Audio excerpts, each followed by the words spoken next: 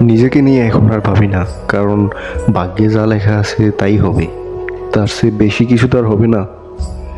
দুনিয়ার সব থেকে কঠিন কাজ হলো নিজেকে বোঝানোর আর নিজেকে সামলানোর। এত লোক হাসি কি লাভ? দিন শেষে যদি নিজেকে হাসানোর মতোই কেউ না থাকে।